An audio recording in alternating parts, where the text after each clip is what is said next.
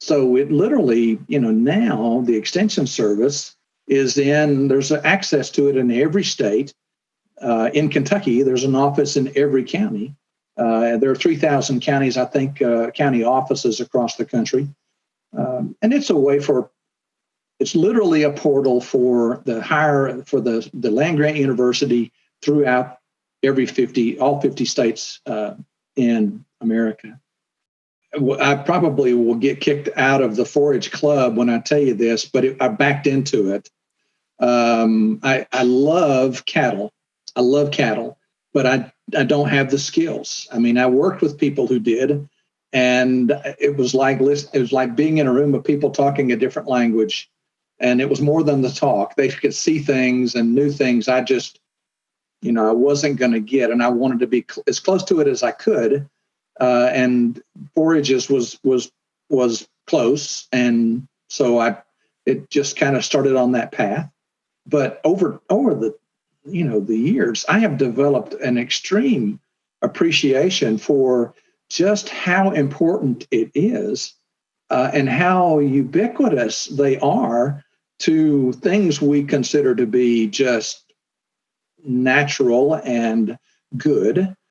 That is just one of my passions. And I did not always understand it. I mean, early on, I thought, my job is to be an expert and to go out and solve people's problems in a sense. I was dangerous when I first started because I couldn't solve anybody's problems. I probably caused as many as I helped. But one of the things I learned early on was that you are a lot smarter if you listen a lot more than you talk. And that is what I think land grant universities need to do better. And when we have made great advances, it's because we've listened to people and we take that back and we say, okay, let's work on that. And it's in that same, kind of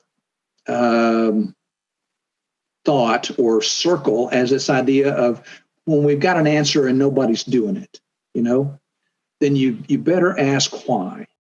I think people in my role have got to be conversant on many levels about how agriculture fits into the whole world. I was on MARTA in Atlanta from the airport to a downtown hotel, and I think I must have had something that said agriculture on it. And this nurse, educated lady, said, "Why is it that we don't have non-GMO bread in America? They don't have GMO bread in Europe and they don't have blank problem." And I'm thinking, I don't know. Bread's not my thing. Wheat's not my thing. Well, it turns out there is no GMO bread, but she didn't know.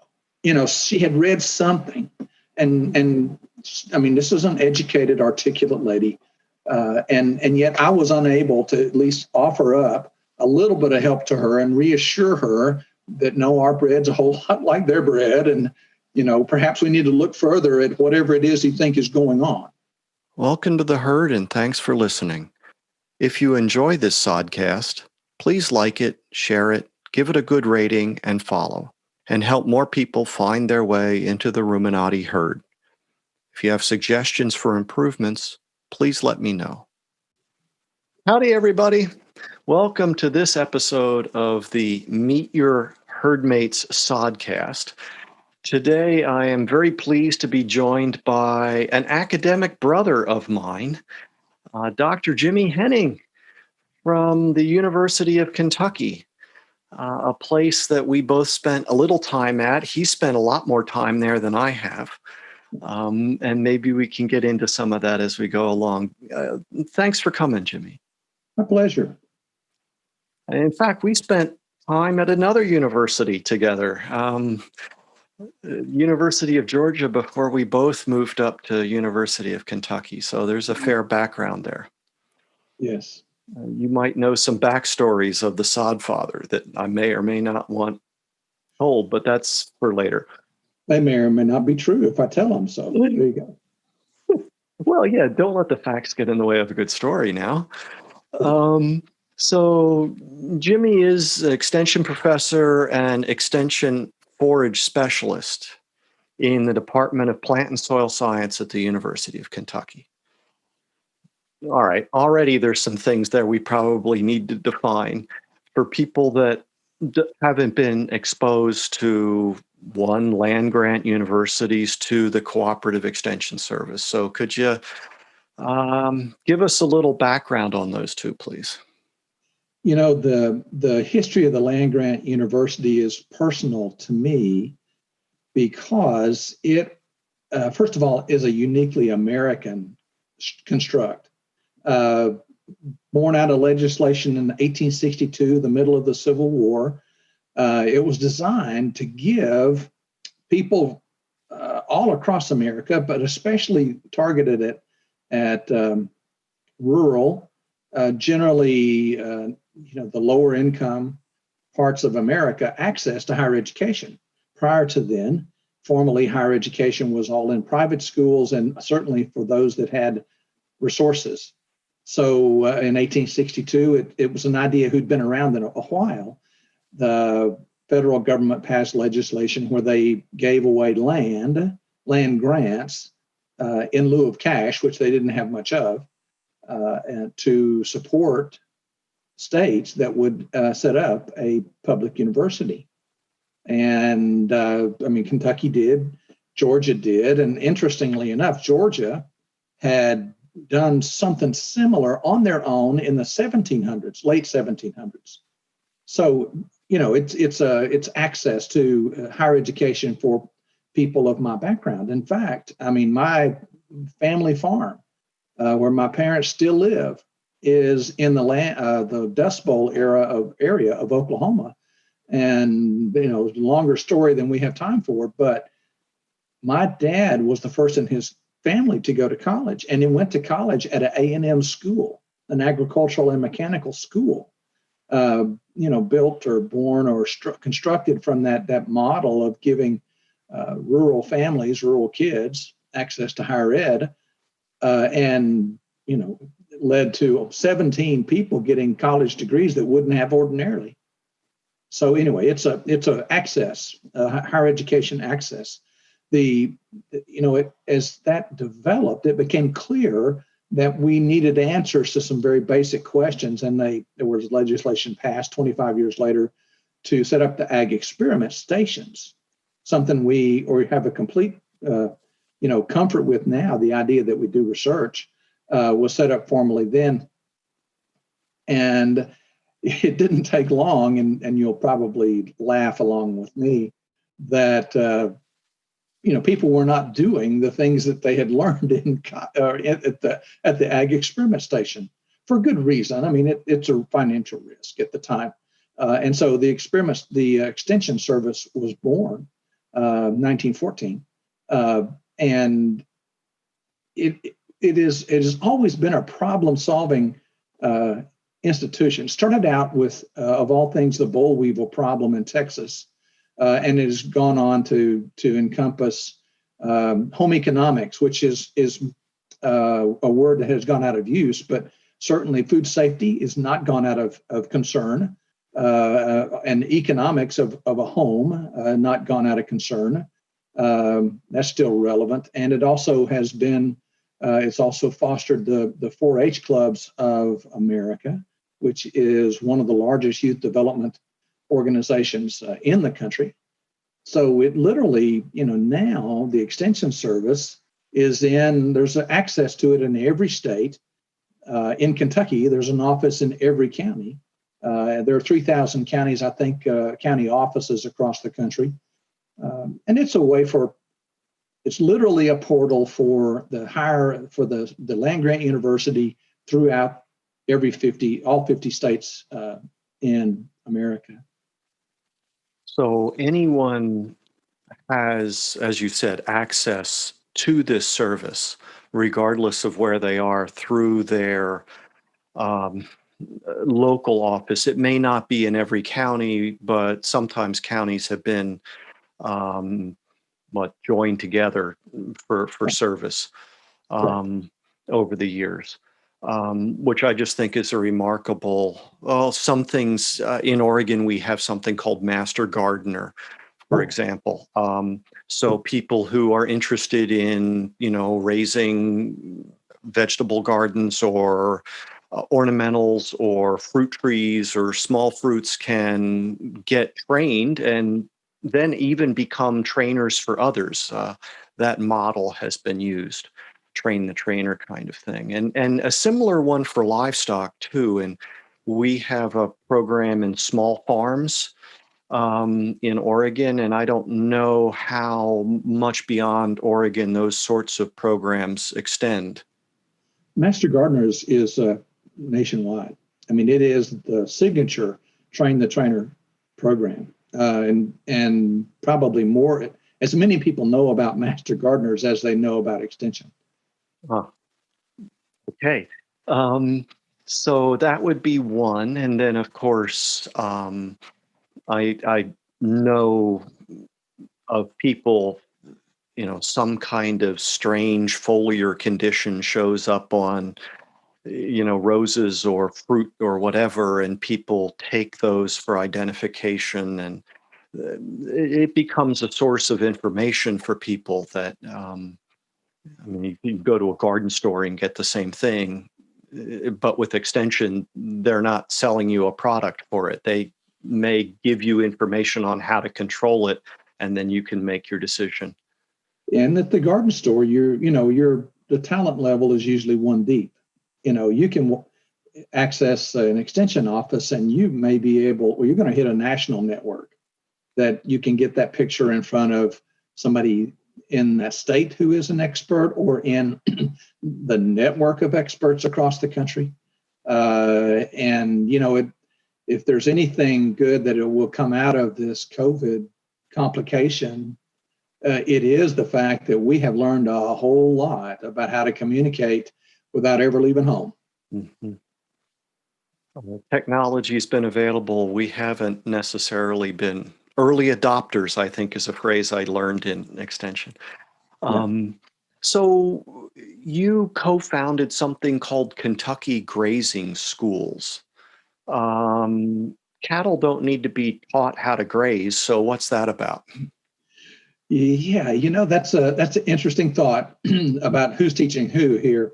But actually, I stole the idea, or I borrowed it, or Jimmy, let me stop you right there. You didn't steal it. Now, we're taught plagiarism is bad, right? Right. Okay. But I'm going to quote my source. You leveraged it. See, leveraging is good. So you leveraged the idea. I had I would say unique and wonderful pleasure of working with one of the most talented communicators I have ever known in when I was at the University of Missouri. In fact, a whole bevy of amazing people there. But one of those was Jim Garish. Jim was the director of a station in north central Missouri called the Forage Systems Research Center.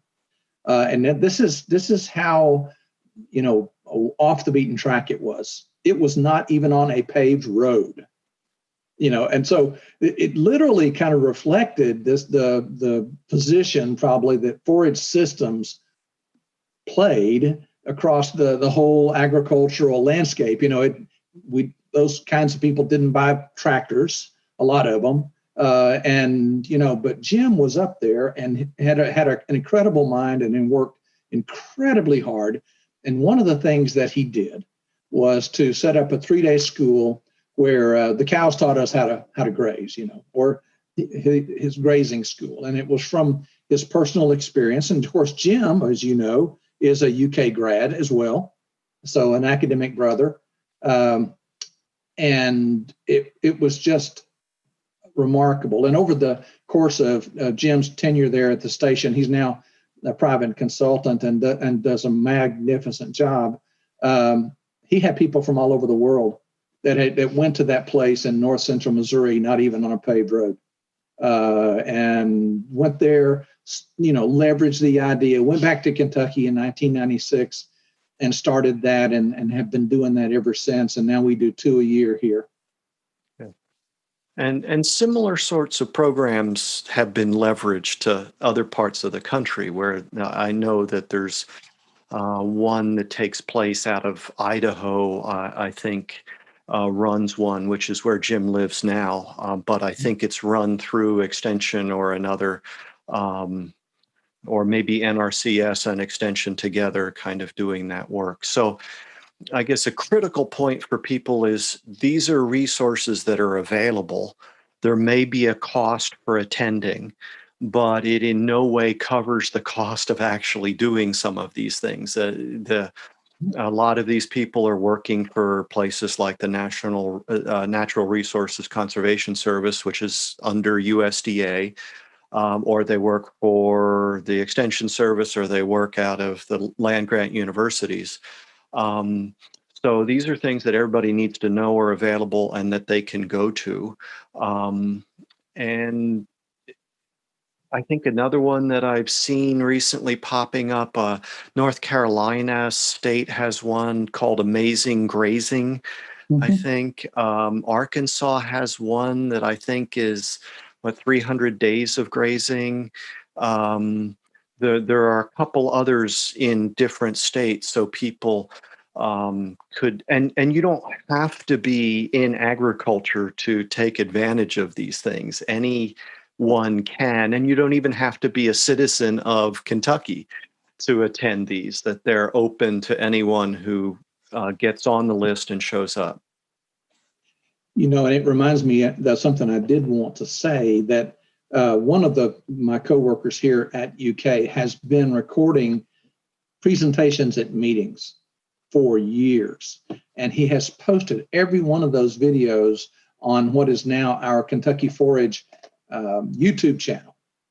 And you can see, free of charge, 2 hours worth at least of Jim Garish at a conference we did here.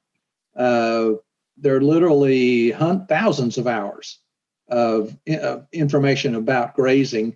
And two other things, Peter, I mentioned really quickly that I've stumbled on, because I like to post pictures on Facebook of agricultural things, because I think agriculture has a beauty all its own.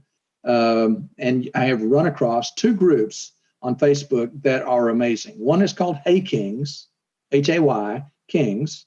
And if you want to know about a part or a hydraulic hose or this model of that, you can ask the question and you will get opinions. You can sort that out from there. The other one is called Regenerative Grazing, and same thing goes. I don't agree with everything that's on there, but I certainly I can weigh in, and I can put in the university perspective or ask a question and identify who I am. And it is a really rich way to explore ideas, to get your ideas sounded on or responded to by, whosoever will. Start a conversation. Indeed. And I'll post links in the show notes to make it easy for people to find those resources. Thank you. But again, I agree. We were talking before we got started about maybe some of the good that could possibly come out of our experience over the last 9 or so months is making better use of technology that was already available to us, but we had just been used to doing things in a certain way. We've always had and then, fill it in, the state cattlemen's meeting has always been, and we've always done it this way. I've come to consider that phrase a very dangerous phrase. We've always done it this way. Maybe for a good reason. But if we don't stop every once in a while and re-examine that, it may not be anymore. So what was it? Now, when we first met, what was your master's in at Georgia?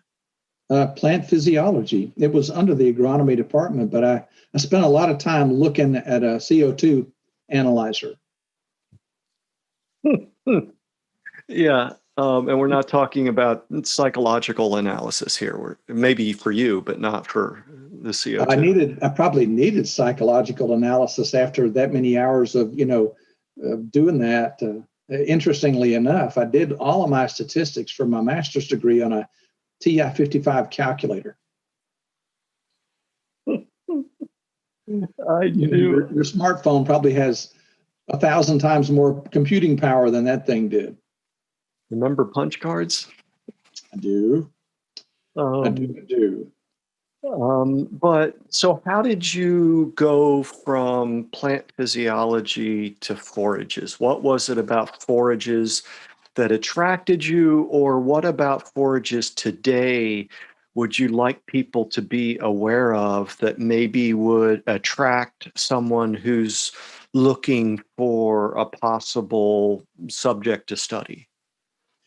You know, I probably will get kicked out of the forage club when I tell you this, but I backed into it. I love cattle. I love cattle, but I don't have the skills. I mean, I worked with people who did, and it was like being in a room of people talking a different language, and it was more than the talk. They could see things and knew things I just, I wasn't going to get, and I wanted to be as close to it as I could. And forages was close, and so it just kind of started on that path. But over the the years, I have developed an extreme appreciation for just how important it is, and how ubiquitous they are to things we consider to be just natural and good. They are part of probably the biggest, well, they're one of the huge CO2 solutions in the world in terms of their ability to take carbon dioxide out of the air on every given patch of land, including your window box, grasses and other plants. We have animals that can turn, basically unusable fiber into T-bone steaks. And that's an incredible superpower, as you have noted many times before. Just the art of it, the fact that you're trying to keep something growing, and at the same time let the harvester run out there on top of it. It is a challenge to do that, and so it has become a love, if you will, of mine to understand it, to communicate it, and then to also find ways for people to put into practice the things that research says works. I had a colleague tell me years ago when I was a student, Ken Evans, and you knew Ken, he said, if you've got an answer and people aren't doing it, you better look at your answer. There's something wrong. And I've been intrigued by that ever since. And if I've ever made any big strides in professionally and helping people, it's because I refuse to just let an unused answer sit on the shelf. Yes, lots of applications for that wisdom. I'd like to point to the reality that we're not going to achieve the sustainable development goals that are set in front of us for the next 30 years without improving on a global basis the productivity and efficiency of ruminant animal agriculture. Yes. I was just reading before we got on a subject that I don't understand very well, and that is certainly one of the subjects that will raise a lot of temperatures in the room, and that's greenhouse gases and cattle. How do cattle contribute to it? How do they compare to other industries, and what does that mean then for the future of cattle? And I'm beginning to put some of those pieces together, but I think it's one of the pieces that we better, as people working in forage crops, better figure out how to articulate that in circles where you've got honest, open-minded people inquiring about how can you do this kind of agriculture because it does blank.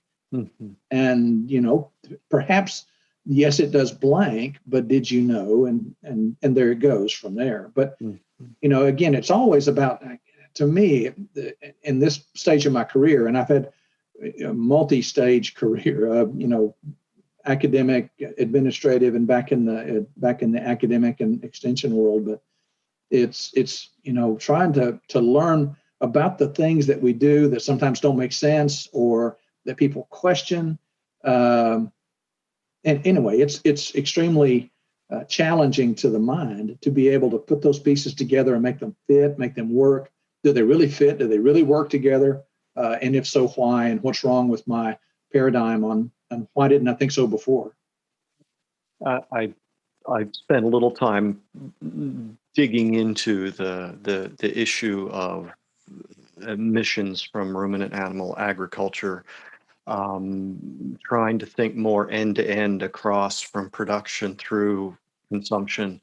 We better learn how to answer those, because there are people, as you say, they're sincerely seeking answers. There are other people who are using misinformation and fear as a way to accomplish their ends, and their ends are driven by an end to animal agriculture. And there is that reality. And if we don't know how to get the information in front of more people, then we're going to be at a disadvantage. And so. And I think that circle back to where what role does the land grant university have in 21st century America? You've got to know where you can go and get an answer where it's not self-serving for the person giving you the answer.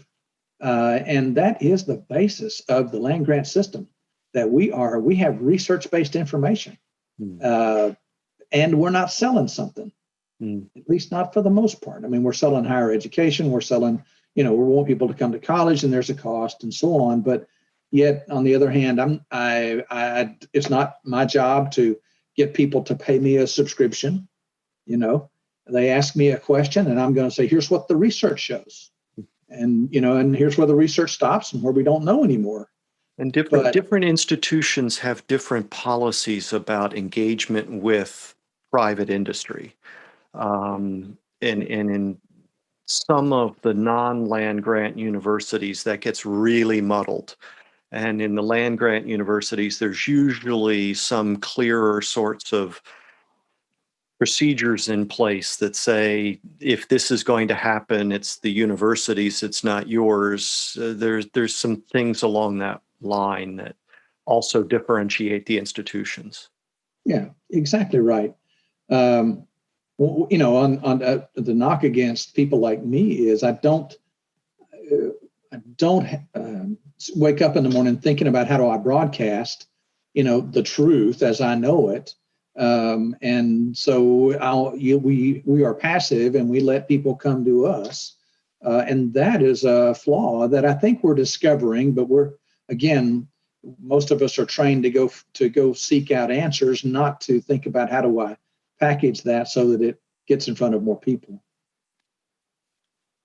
Okay, interesting.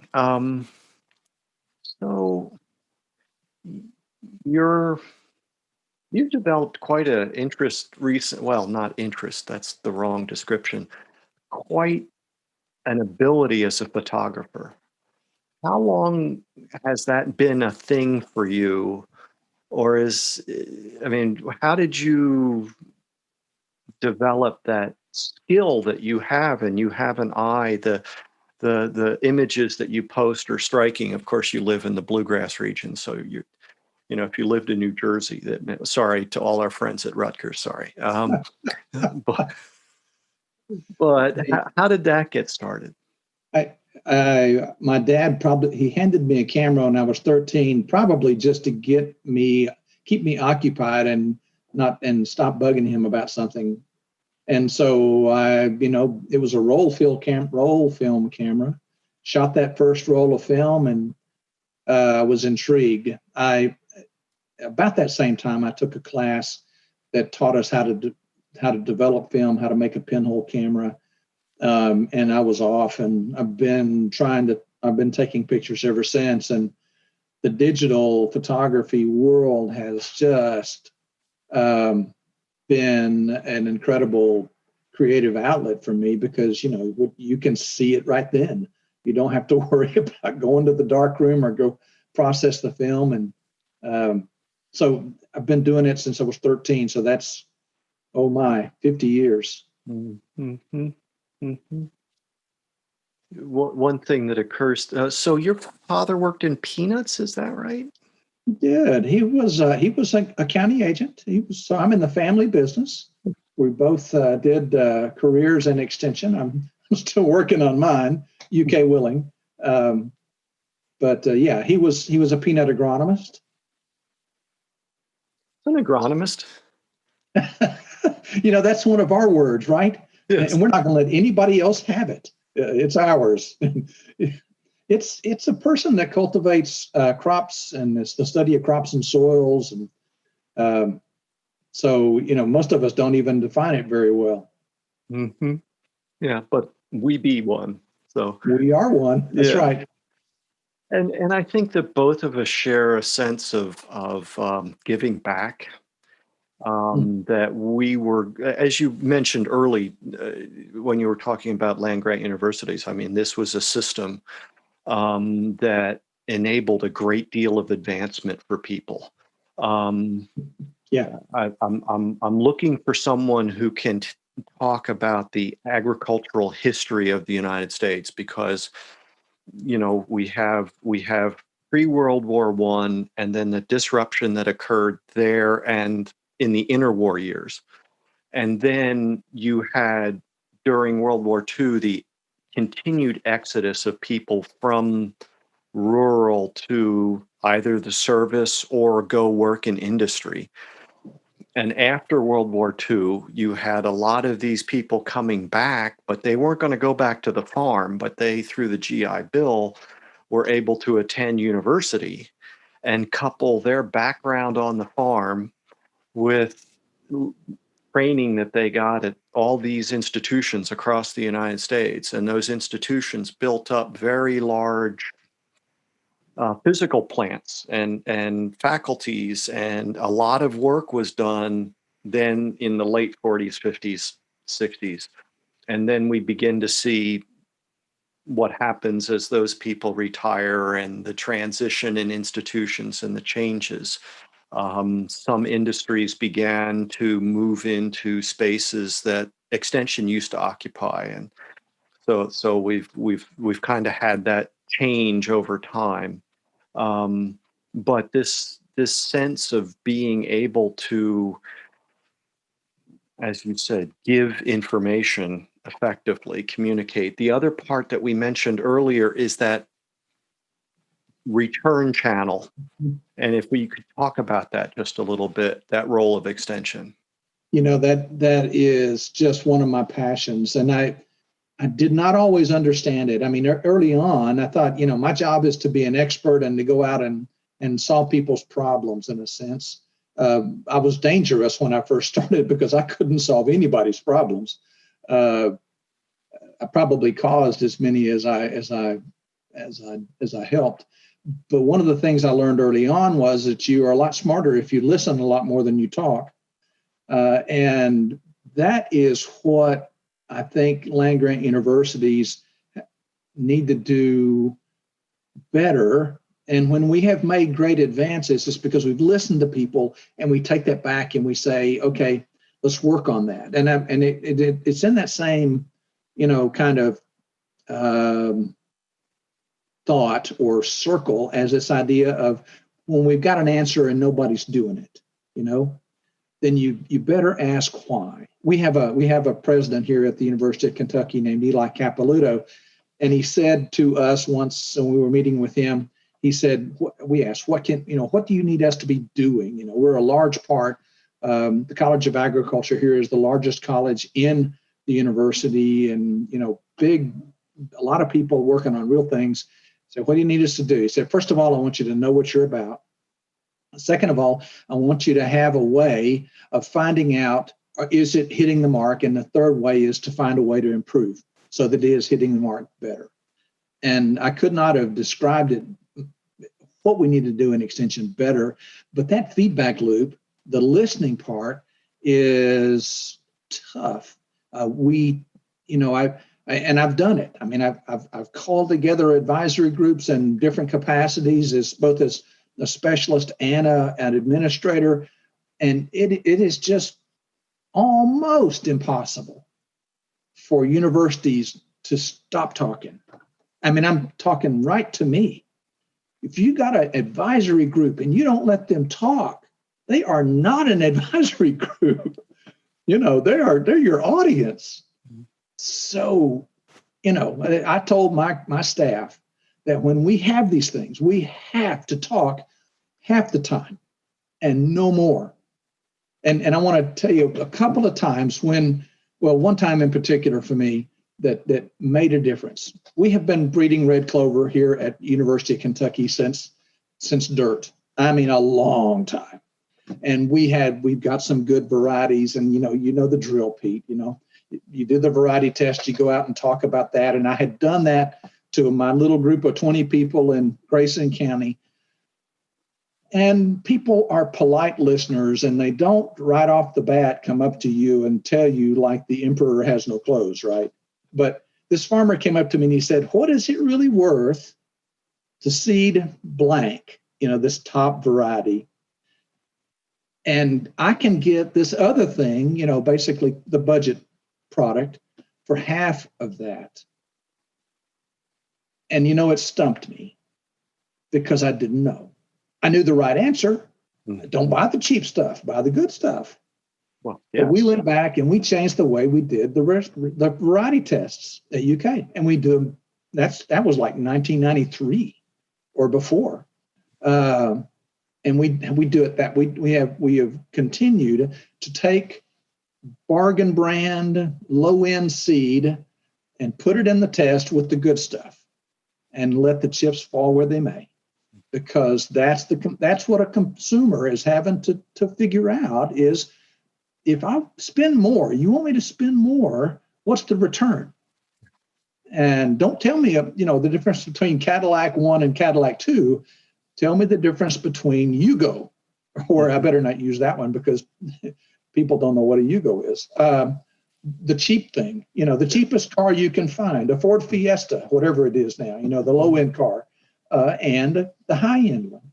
And is it gonna make a difference in my life?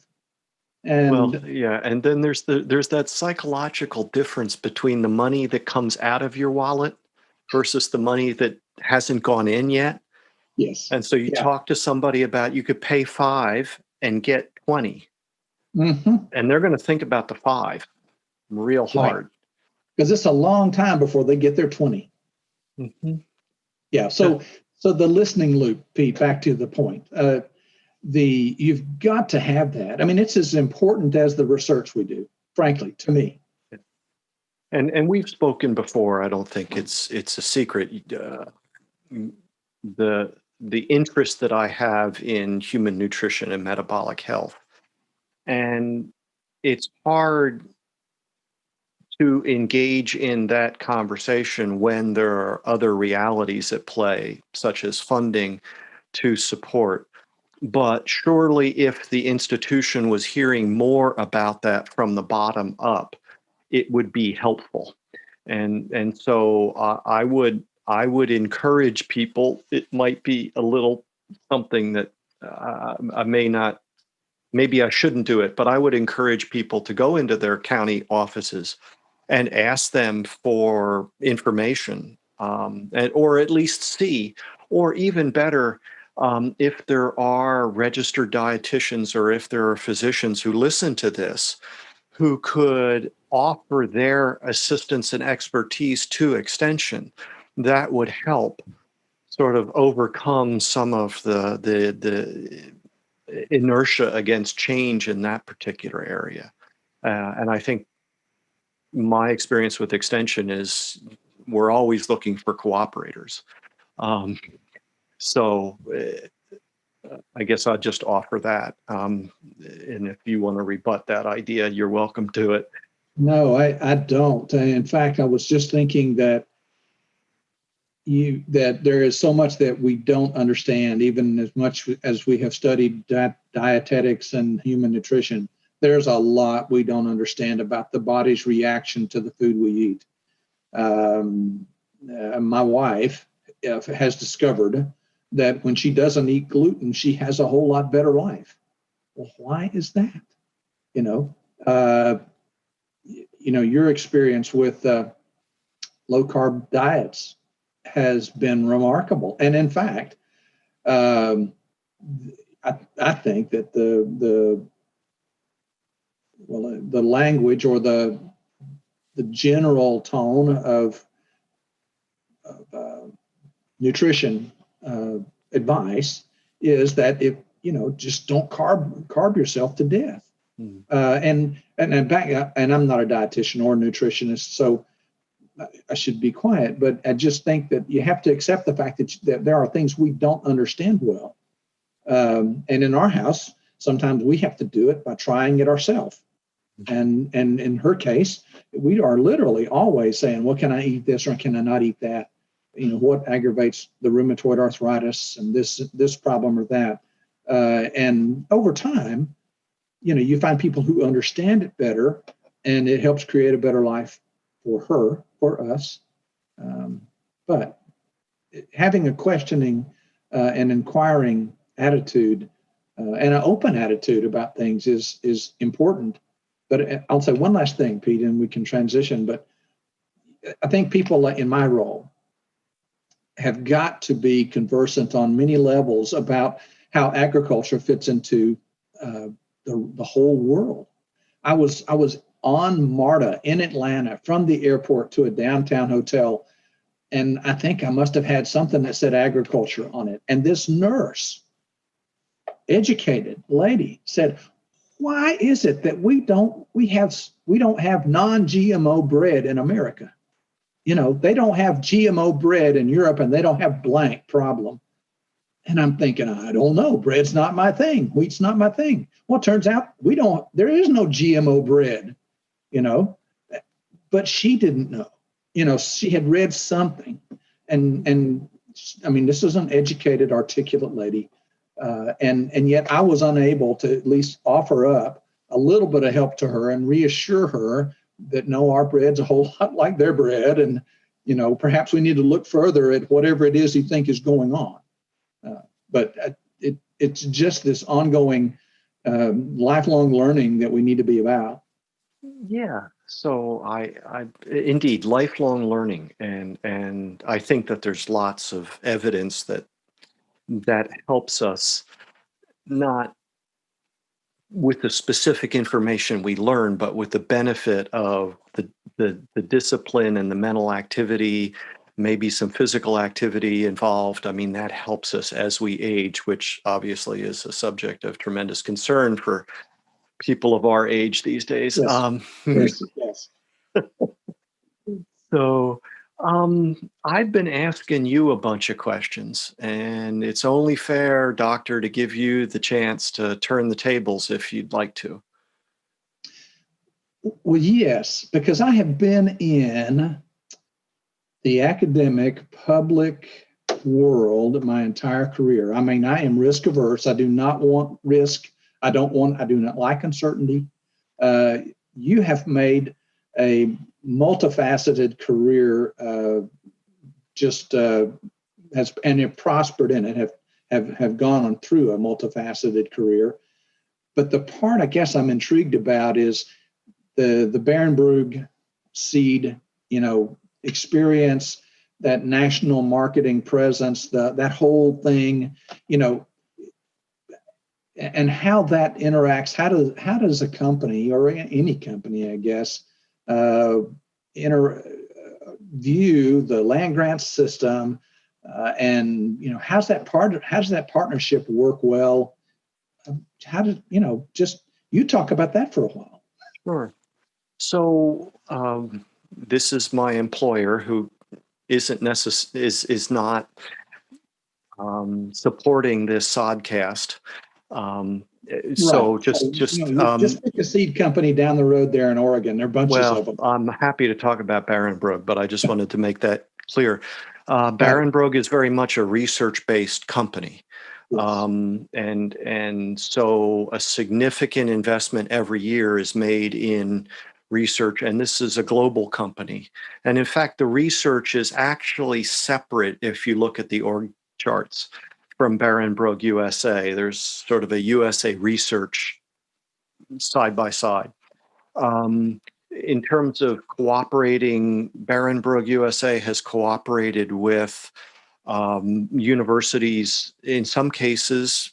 To cite an example that you mentioned earlier, we licensed Dr. Taylor's release of red clover. And we've done that with other institutions and other products, varieties that are developed and then protected and then released. So the whole proprietary seed market is a big change over the last couple decades that really marks a transition when once upon a time we had a lot of plant breeders on faculty at the land-grant universities, and now that role has gone in many cases to private industry, which again is a challenge for forages, because if we're not talking alfalfa or warm season annual grasses, what's the payoff kind of thing for the industry? We do cooperate in the sense of participating in variety trials. An institution will put out a request for entries with a fee and define the nature of the trial, and we frequently place varieties in those trials. We also do private research with universities. So we have a contract for people at research stations to do specific trials. Often these are things like early selections, or we have a specific trait that we're trying to look at.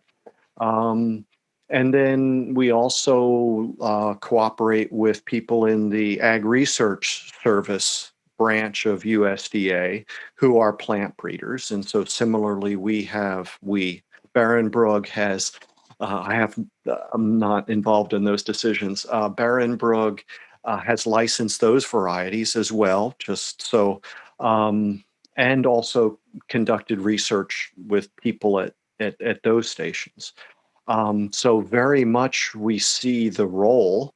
Sometimes it can be interesting because sometimes universities license their own varieties, and then there's at least the potential for the recommender getting a payoff from recommending the university's brand. Yeah. Well, or even just having pride of authorship, right? That this was the variety that I developed, and I'd like to think it's the best one. So, and we're all human, so those things happen, and those are just realities.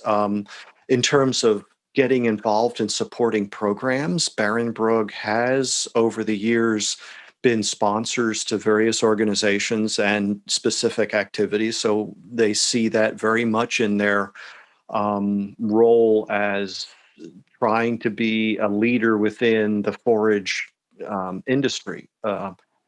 They're they have a mission statement that includes something about the low yielding grasses, turf, but the important part of it talks about increasing animal productivity to help feed the world. Yeah. And I don't know about you, but one of the things that occurs to me wherever I go, with the possible exception of New Zealand, is look at the countryside going by and go, look at the potential. And then we're back to your point about, so what's wrong with my answer that it's not already happening? That's right. And that's, I mean, it's just intriguing.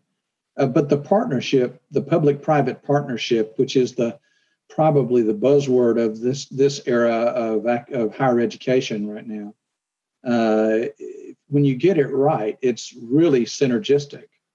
And Barenbrug is a great example of a company, and we could name others, but that does support independent research. I mean, Barenbrug doesn't tell us how to publish the studies that have Barenbrug products in them. You know, they just get put out there with the rest, and there you go. And so Well, it is a good partnership, and we've got to figure out how to be better partners. I mean, in the ag world and every part of the world, to make things work. So maybe there's a few questions that just occurred to me. People may not think of Kentucky as a cattle state. Mm, yeah. They may think of it more for horses, but cattle is a big part of the Kentucky economy. It is, and on this side of the Mississippi, we are the largest cattle state. Now, Georgia and Tennessee give us a run for our money, but on the record, we're the largest cattle state east of the Mississippi. But it has a lot of impact on a lot of the state, in that it is the only ag enterprise that is viable in every single county.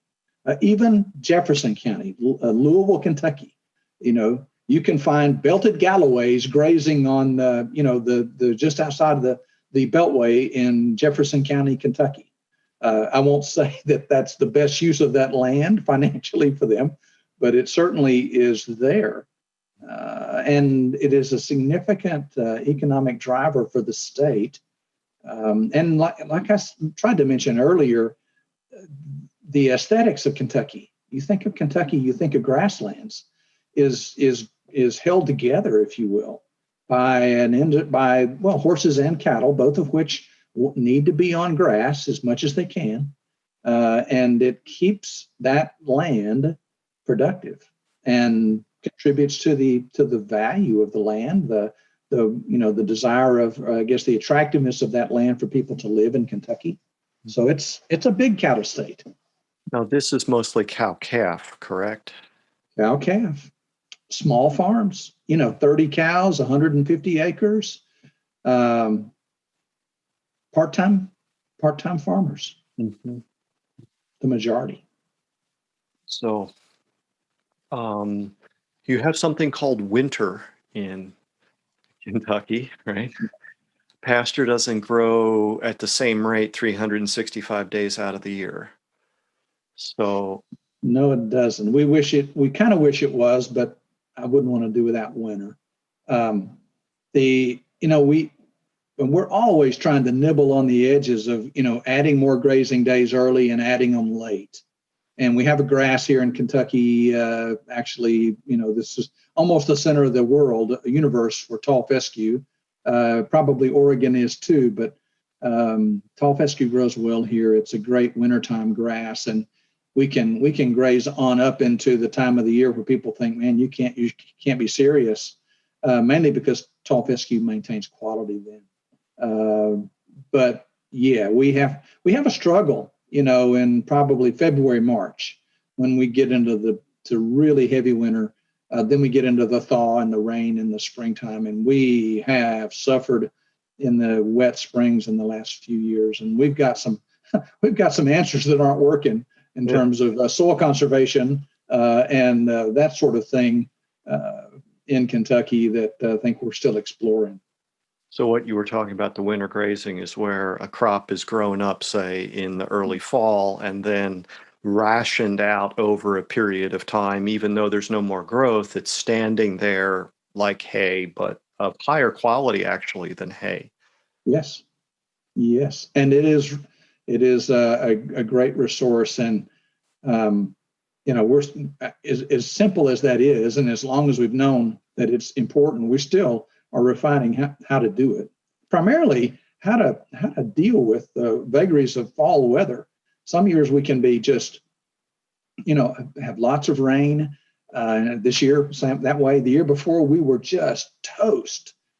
Extremely high temperatures and no rain for like 60 days. But that weather's weather, and that it is what it is. And if it was easy, anybody could do it, I suppose. Well, according to some people who ran for office, there's nothing to it. You just dig a hole and throw the seed in, and up comes the corn, right? Never mind. There might be a little bit more to it, and I think that it's probably human nature to assume things look easier than they probably are. Well, and And that's the remarkable nature of the aptitude of the people that you and I find on farms.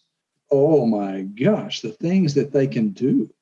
mm, You mm, know, I know I would starve. You mhm, know, I'm not that resilient. yeah. The 2 generations ago, the pioneer stock that settled the farm in Oklahoma, I probably didn't get all those genes.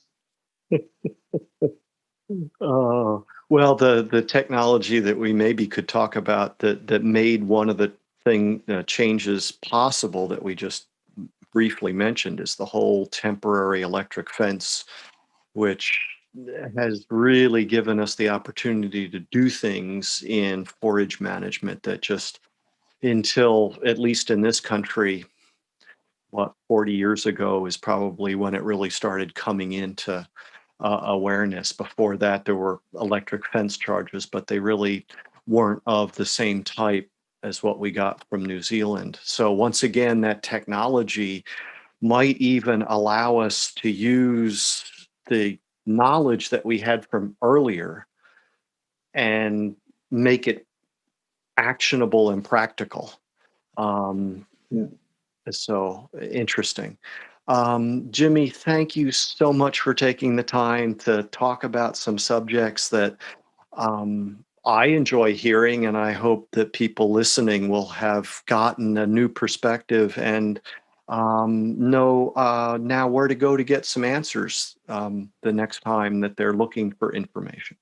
And, I would say, Pete, thank you so much for asking me. It is a pleasure to talk as always, and letting me talk about two of my most favorite subjects, cooperative extension and forage crops. But I would tell anybody that listens to this that hasn't had an experience with their cooperative extension service, and I hope that after you do this, it's a good experience. But if you go into an office, local office, find one, go in there, and just ask, what are they offering, what classes are going on. And the second thing you can do, and try not to be shocked when they faint and fall on the floor, is to ask, can I be on your advisory committee? Because it is the most difficult job in the world to find people who are willing to take the time to be that feedback loop, believe it or not. So, go find them, take a dead plant in and say, what killed my plant? That were their pros at that, but tell them you want to be on their advisory committee and then watch them faint. Perfect. Thank you. Thank you.